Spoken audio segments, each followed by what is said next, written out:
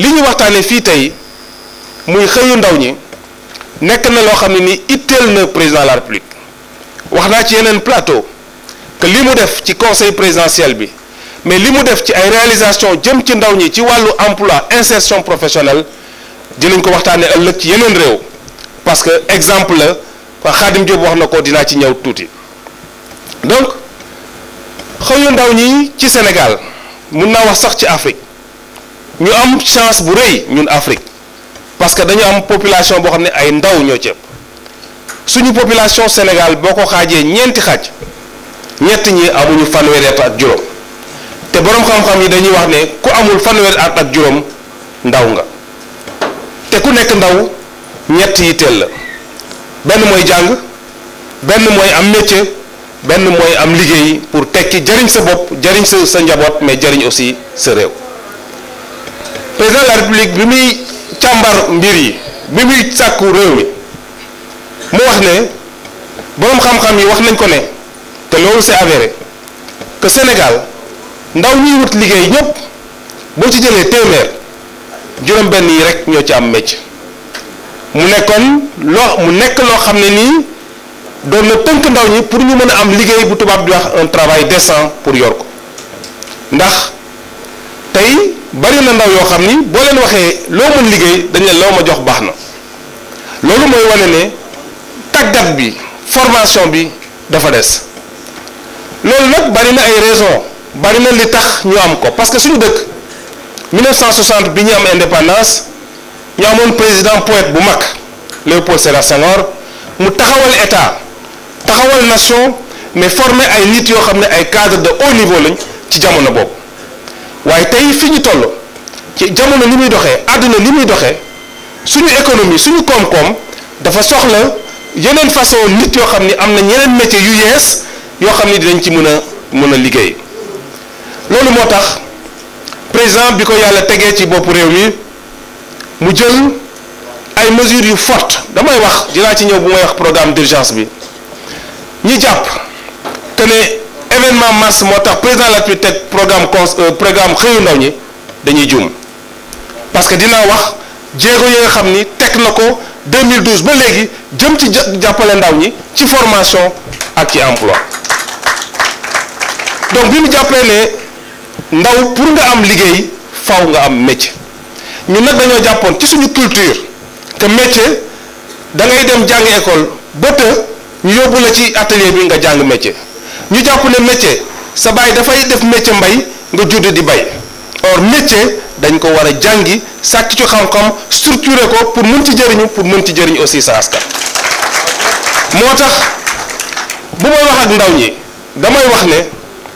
du ma jël exemple ci lu sori chef directeur général Pape Dieng ingénieur la du ma jël foofu damay wax ne soo bëggee jàngi métier boucher rey gàtt defar ko ni ko boroom xam-xam yi nangu métier la donc ñu jàpp ne Sénégal jàppoon nañ ne booy jàng métier booba sax dañ lay tuddee wàcc raxasu parce que xamuñu woon ne dañoo jàppoon rek ne jàng métier mooy jàng làkk tubaab toog ci gannaaw bureau di bind ak di signer bu weer wi dee nga am salaire loolu nag ñu war ko déconstruire ci boppu ndaw ñi parce que jamono fi mu toll la fi mu toll mooy nit ñi dañoo war a am xam-xam di ci liggéey toog Sénégal di ci liggéey bitim réew wala toog ci Ndakaaru di ci liggéey ku nekk mbiri na Ndakaar loolu président jël ci ay matukaay yu am solo chiffre à l'appui bi muy ñëw ci réew mi juróom-ñetti fukk ak juróom-ñaari centre de formation professionnelle moo fi amoon ci Sénégal yépp 2012 léegi mu yóbbu ko ci téeméer ak fukk ak ñaar parce que li ma waxoon léegi mooy ne téeméeri ndaw yoo gis ñuy ñuy wut liggéey juróom-benn yi ñoo ci am métier mu ne kon pour ñu régler ndaw ñi mën a am liggéey ci entreprise wala liggéeyal seen bopp faw ñu am métier balaa boobu kon boog mu décidé ubbi ay jàngukaayu métier yu bëri wax naa 1960 ba 2012 juróom-ñetti fukk ak juróom-ñaari centre 2012 ba léegi mu yokk ci daanaka ñaar fukk parce que ñu ngi ci téeméer ak fukk ak ñaar 112 centres de formation professionnelle loolu ku jàppul ne ndaw ñi war nañ jàngi métier doo ko def parce que dama wax souvent ku xam centre de formation professionnelle du rek classe booy taxaw tabax ak tableau da nga indi équipement léegi di nga indi jumtukaayu informatique muy jur xaalis bu bëree bëri donc président de la république décidé yokku centre de formation yi mais ubbi ko aussi ci ay secteurs yoo xam ne amuñu woon parce que juróom-ñett fukk ak juróom-ñaari centre de formation yi nga daan gis li ci ëpp ñu leen tudde woon école jigéen CRETEF wala CETF ñu ci jàngale ñaw togg wala lët léegi nag mu décidé ubbi ko ci secteur yoo xam ne nii jàppoon nañ ne bu njëkk kenn daaw ko jàng ci école muy wàllu horticulture muy wàllu élevage muy wàllu machinisme agricole muy wàllu tourisme ak yu demee noonu kon boobu bi mu indee jokku centre de formation professionnelle yi dafa yokk ndaw ñi nga xam ne ñi ngi dem jàngi métier mais yemu ci président Khadim wax na ko lu Sénégal doon jooy 1960 ba léegi maanaam taxe boo xam ne nii état da ko doon jël di ko dugal ci gafakaam ñu tudde ko CFCE du ma ci xóot ci nu ma ko def waaye entreprise yi nekk ci biir Sénégal weer bu jot dafa am lu ñuy fay état mu toll ci ñaar fukki milliards président de la République décidé ne loolu da koy delloo formation professionnelle moo tax tey ci Sénégal ci Mérina Dakhar je suis sûr que am na ay xale yoo xam ne jëkk nañ Mérina Dakhar di jàng métier téeméer bu ñu war a fay état fay juróom-ñeent fukki yi ñoom ñu fay fukki yi loolu révolution la parce que jàng formation professionnelle dafa seer ndax wax naa léegi du classe rek même booy école privée da ngay jënd ay machine pour xale yi ñëw di jàng si donc loolu nekk loo xam ni au nom de l'équité territoriale sociale chère au président de la République tey boo demee ci Sénégal des profondeurs ci Bounkiling ci Sédhiou wala ci yeneen dëkk di nga gis ay ndaw yoo xam ne ñu ngi jàng métier boo xam ne nii état du Sénégal moo leen di fayal 90%. kon boobu ma bëggoon rek dugg foofu pour wane ne thème bi ñuy waxtaanee fii dama bëgg ñu jóge fu sori ba ñëw ci cëppaandaw bi fi ñu jóge mooy faaw ñu xam ne ñun métier dañ ko war a jàngi laata ñu am insertion professionnelle kon boobu tey xale yi nga xam ni nekk nañ fii ci Sénégal am nañ ay possibilité jàng métier état du Sénégal gunge leen pour ñu jàng métier pour mën a am ci liggéey bu ñu jàpp loolu boo ko jëlee dafay wane ne fii ci Mérina Dakhar comme ci feneen par extrapolation Sénégal wax naa téeméer yoo jël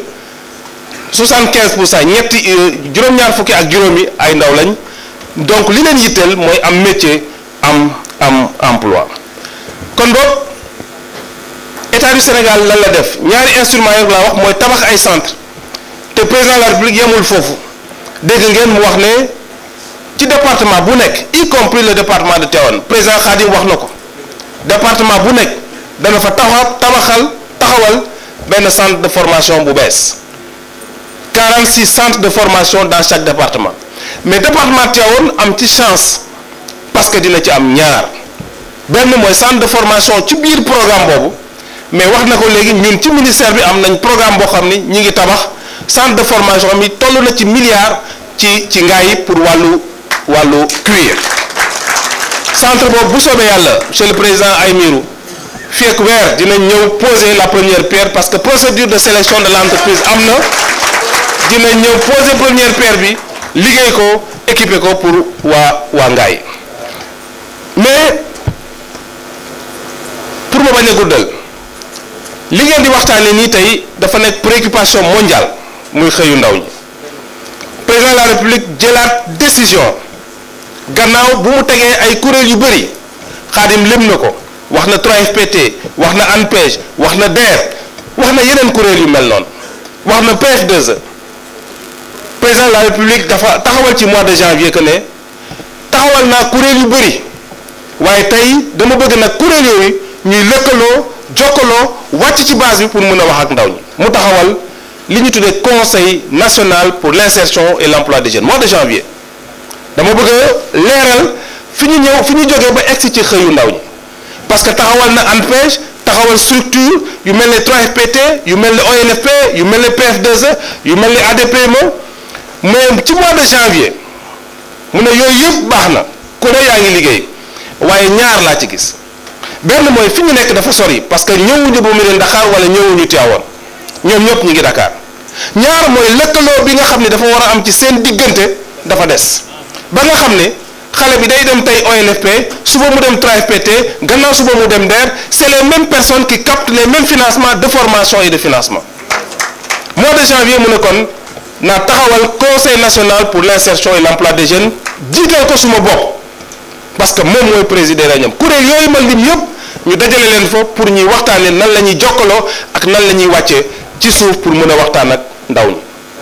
kon boog loolu moo jur bi mu defee conseil présidentiel parce que conseil présidentiel bi ci mois de janvier lañ ko commencé togg di ko waxtaanee ba mois d'avril mu def conseil présidentiel pour l'emploi et l'insertion socio-économique des jeunes mu def ko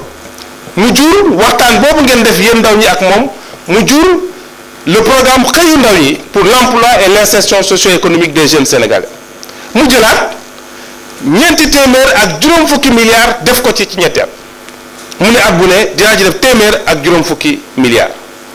loolu moo jur tey waxtaan boobu ngeen defoon ak moom mu ne loolu nañ ko wàccee ci askan wi na kuréel yi dajaloo parce que ñaari limites yooyu la gisoon mooy sori askan bi parce que kuréel yooyu yëpp ñu ngi Dakar mais jokkaloo bi waroon am ci kuréel yi dafa xawoon néew mu ne kon dafay taxawal ci département bu nekk y compris le département de Tivaouane li mu tuddee pôle emploi entrepreneuriat des jeunes et des femmes mu ubbi préfet xam na li ma wax mu dénk ko préfet yi ñu koy coordonner parce que loolu yëpp bëgg que mu am transparence mais aussi mu am équité pour que ndaw ñëpp quel que soit foo mën a bokk nga mun ci am accès donc loolu ku amul yéene ku amul vision ku amul gis-gis ku amul xalaat ci say ndaw doo deg programme yooyu ma wax lépp te li ci gën a neex li ci yëpp loolu yëpp c'est des programmes yoo xam ni ci kopparu réew mi la jógee yi ci ëpp benn bailleur dugalu ci xaalisam loolu volonté politique la forte et marquée parce que comme ni ma ko wax ci njëlbeen gi président de la République bu mu wut réew mi ba léegi bàyyi na xel bu baax ndawu Sénégal te acte yi mu posé te li ma wax c'est pas limitatif c'est pas exhaustif c'est limitatif yi ma wax ci ay kuréel am na yeneen yoo xam ni waxuma leen pour ñu gunge ndaw ñi donc loolu moo jur tey xëyu ndaw ñi téeméer ak juróom fukki milliards par at mu ne yemuma ci loolu dama bëgg recruter ay ndaw 65000 juróom benn fukki junni ak juróomi junni ndaw ci biir Sénégal yëpp innovation bi mu ci indi mu ne nañ ko wàccee ci gox bi monsieur le préfet mi ngi nii Tivaouane def nañ seen comité départemental dans le sens de territorialiser l'action publique pour tànn ndaw yi nga xam ne ñoo nekk Tivaouane pour ñu mën a dugg ci programme boobu pour liggéey ci mun nañ d'accord que ne juróom benn fukki junni ak juróomi junni ndaw nga jël leen benn yoon sans compter li ma wax yëpp avant mais kooku mënoo weddi ne am na yéene am na bëgg-bëgg am na gis-gis ci ay ndaw donc nga jël juróom benn fukki junni ak juróomi junni d'un tenant benn yoon ma fàttali nag nekk fonctionnaires yi nekk ci Sénégal yëpp ñu leen di fay matuñu ñaari téeméeri junni 150 000 160 000 fonctionnaires nga jël 65 000 d'entrée c'est la moitié des fonctionnaires du Sénégal waaye du jël bi rek mais jëlin bi mooy dama bëgg communauté bu nekk commune bu nekk département bu nekk gis ci sa bopp en territorialisant cela wàcce ko ci askan li may wax préfet mën na ko am démb waxtu wi maa ngi Kaolack ca ngoon maa ngi Fatick ñu signaloo contrat ndaw ñi nga xam ni jël nañ leen ci programme boobu te incha allah dinañu ñëw région de Fatick def nañ ko sax ñëw nañu région de Thiès ba signé contrat yi nga xam ni mooy ndaw yi jël nañ leen ci programme boobu mais li am solo parce que dañu jàpp que ne bu ñu bëggee régler li ngeen di waxtaane tey muy xëyu ndaw ñi am liggéey ñu lay fay par weer baax na waaye am sa yëfi bopp tubaab tudde ko entrepreneuriat dafa gën loolu moo tax may wax saa su ne que ne programme d'urgence xëyu ndaw ñi du rek jël 65 000 ndaw ñuy liggéey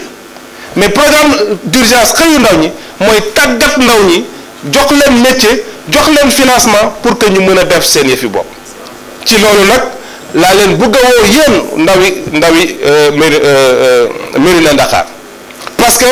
tey am ngeen instrument boo xam ne nii moo leen di permettre ngeen def formation am financement parce que ci biir programme xëyu ndaw ñi recrutement benn la ci waaye ñu tàggat la defal la formation démb bu may jógee Kaolack ak Fatick signé nañ seen convention ñi nga xam ni ñooy dem jàngi métier ak ñi nga xam ni financé nañ leen parce que financement yi ak formation yi dañ koy wàcce comme ni ko président bëggee ci territoire yi kon boog ma ñaax leen ci ñaar benn mooy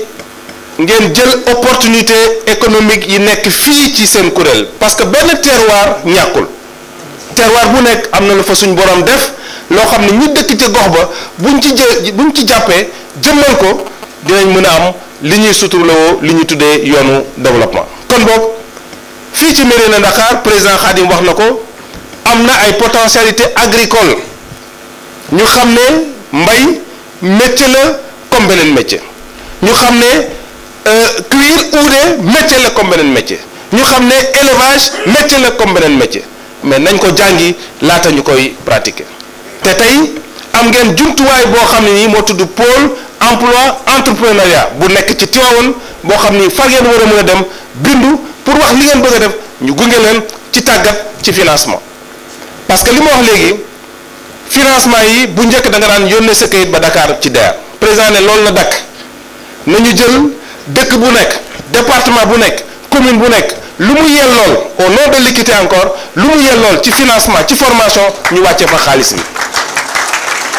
DER def na ko démb ci suba Kaolack démb ci ngoon Fatick am na fa xale yoo xam ni jot nañ seen kayit pour seen financement loolu nag war na mën a am fii ci Mérina Dakhar kon boog jot nañ ci 10 millions kon boog li ma bëgg a wax rek mooy dénk leen ñaar yooyu métier dañ koy jàng mën nañ ci am don li tubaab di wax don nga juddu suñu borom may la loolu mën na nekk waaye li ma bëgg mooy ñu dellu structurer jàng boobu xam-xam boobu ñu suñu borom may ko ñu jàng ko xam ne dañ ci war a exercer pour jëriñu ci wax xam ci ne bu ñu bëggee am liggéey boo xam ne mun nañ ko gérer suñu bopp c'est pas forcément dañu war a nekk kuy liggéey ñu ñuy fay par weer mais dañoo war a nekk employeur dañoo war a wut ay nit ci mbay ci càmm ak yu mel noonu dama wax souvent que l'agriculture les métiers annexes et connexes à l'agriculture dañu am ay potentialité d'insertion immense te loolu dafa am corrélation ak suñu politique ci wàllu mbay mi kon mook Mérina Dakhar agriculture au sens large les jeunes de Mérina Dakhar c'est une opportunité c'est une potentialité pour vous l'artisanat c'est une potentialité pour vous donc amatu leen waratu leen am excuse pour war a bañ a dem jàngi loolu pour am ci xam-xam pour mën a entreprendre nag du lu yomb waaye c'est la voie du salut parce que wax naa ne suñu population ñaar fukki at ak juróom ñu nekk day doubler ñu ful ko ñaari yoon te ñi ci ëpp ay ndaw lañ kon boog suñu bëggee régler mbirum formation ak mbirum liggéey faw nit ñi am culture d'entreprise maanaam tàggat seen bopp ci def seen yëfi bopp ci wàllu bu mën a nekk ñu jàpp ne entreprendre nekk na loo xam ne nii danga koy jóge ci benn dem ci ñaar dem ci ñett léeg-léeg nga wàññeekuwaat bu benn jógaat mais endurance la ak gëm-gëm parce que ñu jàpp ne tey entreprendre tey def see fi bopp tey ji tey mu sax tey nga jëriñoo tey amul fenn nañu jàpp ne dañuy door jóg mu metti ñu daanu ñu jógaat ñu taxawaat même bu dee mbay bu dee yar ginaar bu dee leneen ñu jàpp ne métier la donc je vous invite chers jeunes de Mérina Dakhar vous avez aujourd'hui entre vos mains toutes les possibilités les potentialités d'entreprendre et de devenir des employeurs et non des employés parce que votre gouvernement le président de la République Macky Sall a mis autant de dispositifs et de moyens entre les mains des jeunes Sénégalais comme vous. La balle est dans votre camp, vous devez saisir ces occasions. Je reste quant à moi disponible et honoré d'être le parrain de ce panel. Mes équipes vous entretiendront tout à l'heure des potentialités que vous avez par rapport au gouvernement de manière générale, mais particulièrement au ministère de la formation professionnelle, de l'emploi, pour vous accompagner dans votre cursus. maa ngi leen di sant di leen gërëm. Wasalaam.